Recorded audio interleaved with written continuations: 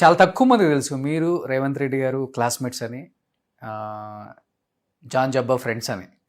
అసలు మీ ఫ్రెండ్షిప్ గురించి ఏం చెప్తారు? స్కూల్లో ఎలా ఉండేవాళ్ళు, అంటే కాలేజ్లో ఎలా స్కూల్లో కాదు, ఉండేవాళ్ళు? మేము ఏవి కాలేజ్ అని ఆంధ్ర విద్యాలయ అని దోమలగూడలో ఉంది.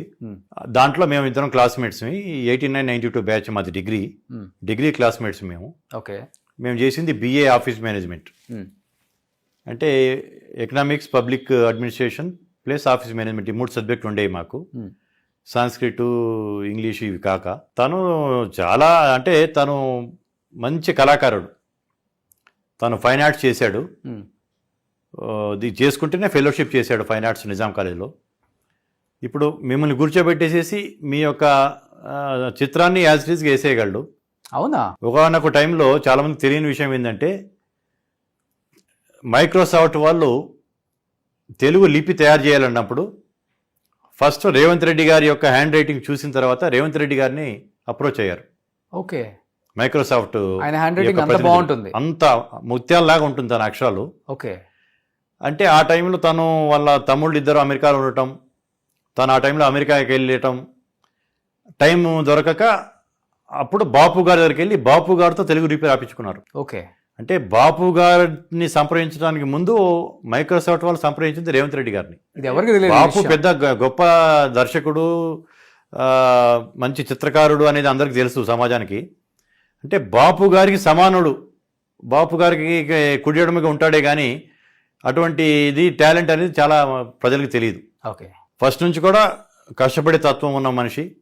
కాలేజీలో మేమందరం కలిసి సరదాగా తిరుగుతుండే వాళ్ళం. కొంచెం మాది కోయిడ్ కాలేజు. మా క్లాస్లో 8 మంది అమ్మాయిలు ఉండేవాళ్ళు, 32 మంది అబ్బాయిలు ఉండేవాళ్ళు, 8 మంది అమ్మాయిలు. మేము మిగతా క్లాస్మేట్స్ శ్రీలక్ష్మి, శ్రీదేవి, ఇట్లా మా బిందు అని మా క్లాస్మేట్స్ అందరితో మేము సరదాగా మాట్లాడుకున్నా కానీ ఏనాడు రేవంత్ రెడ్డి గారు అమ్మాయిలతో మాట్లాడటం అనేది నేను చూడలేదు ఆ 3 సంవత్సరాల్లో. అమ్మాయిలు ఏదైనా పలకరిస్తే అలో అనుకుంటా పక్క నుంచి వెళ్ళిపోయేవాడు కానీ వాళ్ళతో మాట్లాడటం కానీ సరదా కూర్చోటం కానీ చేసేవాడు కాదు.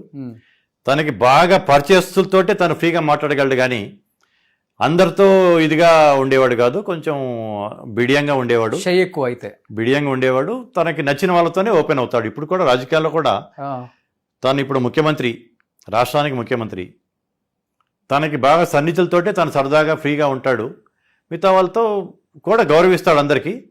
బట్ సన్నిహిత సంబంధాలు ఎవరితో ఉన్నాయో వాళ్ళతో ఎక్కువగా ఇంటిమేసీ వాళ్ళతో పెంచుకుంటాడు. ఓకే. అలాంటి వ్యక్తి ఈ రోజు డి అంటే డి అనే స్థాయికి వచ్చారంటే మీరు అసలు బిలీవ్ అవుతుంటారు? అంటే తాను ఏదైనా తలుచుకున్న దాన్ని సాధించే వరకు నిద్రపోని తత్వం తనకి కాలేజ్ డేస్ నుంచి కూడా తెలుసు. ఓకే. మాకు సబ్జెక్ట్లోనే టైపు షార్ట్ హ్యాండ్ ఉంది. మా ఇన్స్ట్రక్టర్ చెప్పేవాడు సరిగ్గా చేయగాని ఎగ్జామ్స్కి ముందు ఒక 1 monthలో తను తపన పడి ఆ షార్ట్ హ్యాండ్ అంతా చేసుకుని తనే చేసేసి రాసి పాస్ అయ్యాడు. ఒకటి పట్టుకుంటే దానికి ఎంతైనా కష్టపడతాడు. ఒక విజన్ ఉంటుంది తనకి. ఆ విజన్ కోసం ఎంతైనా తెగించగలడు, కష్టపడగలడు. ఒకానొక టైంలో 1989-90లో మరి చెన్నారెడ్డి గారిని చూడటం జరిగింది. మేము విద్యార్థి సమస్యల మీద వెళ్ళి కలవడం జరిగింది. తర్నాకాలో ఉండేవాడు ఆయన. అప్పుడు ఇప్పుడున్నంత సీఎంస్కి ఉన్నంత హడావుడి కానీ సెక్యూరిటీ కానీ ఇంత హైప్ ఉండేది కాదు, సాధారణంగా ఉండేది. చెన్నారెడ్డి గారిని చూసి వచ్చిన తర్వాత సరదాగా మేము కలిసి వస్తూ ఉంటే ఎప్పటికైనా నేను ముఖ్యమంత్రి అవుతా అని చెప్పేసి అన్నాడు చెన్నారెడ్డి గారితో 1990లో. ఓకే. మేము ఇదిగో ముఖ్యమంత్రి అవుతాడంట అని కొంచెం నవ్వుకున్నాం.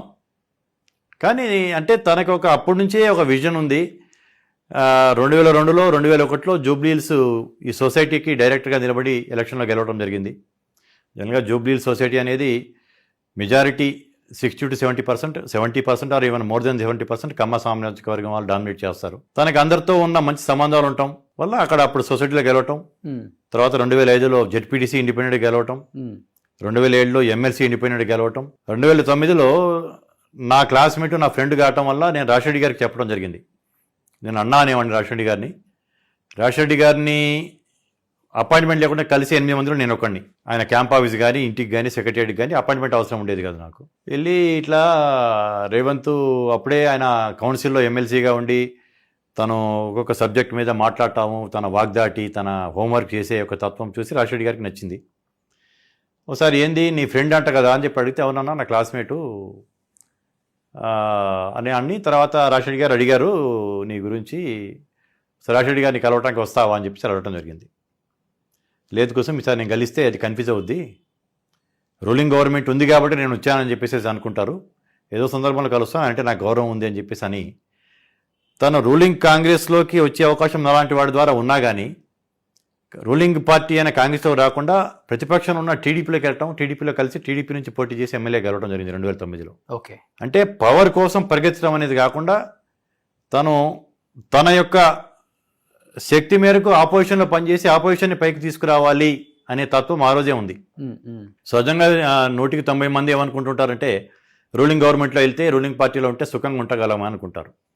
తాను ఫైటింగ్ స్పిరిట్ ఉన్నవాడు కావటం వల్ల ఆపోజిషన్లోకి వెళ్ళి టీడీపీలోకి వెళ్ళి కలిసి ఆ రోజు కావాలనుకుంటే నేను రాజశేఖర్ గారికి దగ్గరికి తీసుకెళ్లేవాడిని, ఎమ్మెల్యే టికెట్ ఎక్కడో ఇచ్చేవాడు, కాంగ్రెస్ నుంచి గెలిచి ఉండేవాడు 2009లోనే. అసలు అప్పుడు ఎమ్మెల్సీ ఎప్పుడు కలిసినా మినిస్ట్రీ ఇచ్చేస్తారు కదా. ఒకవేళ అంటే మినిషి రెడ్డి అప్పటికి చాలా మంది ఉన్నా కానీ మినిస్ట్రీ లేకపోయినా కానీ తనకి ఎమ్మెల్యే టికెట్ వచ్చేవాడు, తర్వాత ఇంకోసారికి అక్కడే వచ్చేది. బట్ రూలింగ్ గవర్నమెంట్ కంటే ఆపోజిషన్ ఉండే ఎక్కువ కష్టపడగలము, ఓకే, ఎక్కువ ఎదగడానికి ఆస్కారం ఉంటుంది, పోరాటాలు చేయడానికి ఆస్కారం ఉంటుంది అని ఒక విజన్ తోటి ఆయన టీడీపీలోకి వెళ్ళడం జరిగింది. Okay okay. ఆ తర్వాత కూడా రూలింగ్ బీజేపీ, సెంట్రల్లో రూలింగ్ ఉన్న బీజేపీ, ఇక్కడ ఉన్న టీఆర్ఎస్ వాళ్ళు కూడా తనకి చాలా ఆఫర్స్ ఇచ్చారు కూడా. అవి 2 వదులుకొని ప్రతిపక్షంలో ఉన్న కాంగ్రెస్ పార్టీలోకి వచ్చి కలిశాడు. 2017లో కూడా టీడీపీకి రాజీనామా చేసి తెలంగాణ ఆంధ్ర విడిపోయిన తర్వాత టీడీపీ ఉనికి ఇక్కడ ఉండదు అనే దాని మీద తనకి TDP is not the correct platform to defeat KCR అనే ఒక ఉద్దేశంతో ఆ రోజు కూడా ప్రతిపక్షంలో ఉన్న కాంగ్రెస్లోకి వచ్చాడు కానీ అధికారంలో ఉన్న బీజేపీలోకి పోలేదు. కేంద్రంలో అధికారం ఉంది, ఆ సపోర్ట్ ఉంటుందని.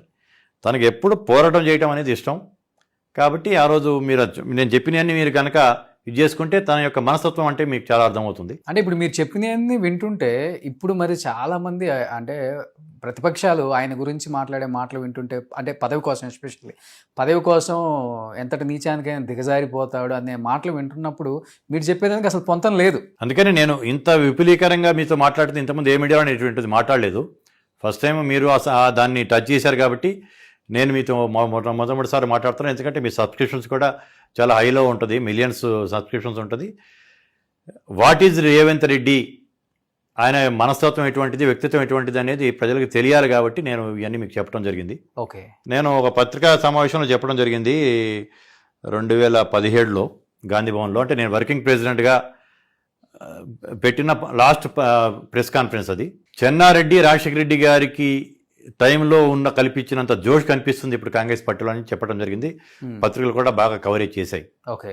ఎందుకు వాళ్ళిద్దరు పేరును తలిచానంటే పివి నరసింహరావు గారు కావచ్చు, ఆయన మధ్యలో ముఖ్యమంత్రి అయ్యారు కానీ ఎలక్షన్లో లేదు, బ్రహ్మానంద రెడ్డి గారు, ఇటువంటి నాయకులు కాంగ్రెస్ పార్టీ అధికారంలో ఉన్నప్పుడు అధికారం నుంచి అధికారంలో తీసుకొచ్చిన నాయకులు ఉన్నారు, పెద్ద నాయకులు చాలామంది. కానీ కాంగ్రెస్ పార్టీ అధికారం కోల్పోయి ప్రతిపక్షం ఉన్నప్పుడు అధికారం తెచ్చిన నాయకులు ఇప్పుడు దాకా ఇద్దరు ఇంతకుముందు. ఓకే. 1983 to 89 ఎన్టీ రామారావు గారి పరిపాలనని గద్దెదించి అధికారానికి తెచ్చింది ఆ రోజు పీసీసీ ప్రెసిడెంట్గా మరి చెన్నారెడ్డి గారు. అలాగే 94 to 2004 10 years అధికారంలో ఉన్న చంద్రబాబు నాయుడు గారు, ఎన్టీ రామారావు గారి ప్రభుత్వాలని, చంద్రబాబు నాయుడు గారిని గద్దెదించి ఆ రోజు ప్రభుత్వాన్ని తీసుకొచ్చింది ఆ రోజు సిఎల్పి లీడర్గా ఉన్న రాజశేఖర రెడ్డి గారు. అలాగే 2014 నుంచి 24 వరకు అధికారంలో ఉన్న బీఆర్ఎస్ని గద్దెదించింది పీసీసీ ప్రెసిడెంట్గా రేవంత్ రెడ్డి గారు. ఓకే. కాబట్టి రేవంత్ రెడ్డి గారిని వాళ్ళిద్దరితో పోల్చడం జరిగింది. ఎందుకు పోల్చానంటే అధికారంలో ఉన్నప్పుడు అధికారం చేయడం వేరే, అధికారం కోల్పోయిన టైంలో అధికారం తీసుకురావడం అనేది వీళ్ళు ముగ్గురే చేసింది ఇప్పుడు దాకా తెలుగు రాష్ట్రాల్లో చరిత్రలో. కాబట్టి వాళ్ళిద్దరు సరసన ఆయనని మనం చూడాలనేట్టుగా నేను మాట్లాడటం జరిగింది.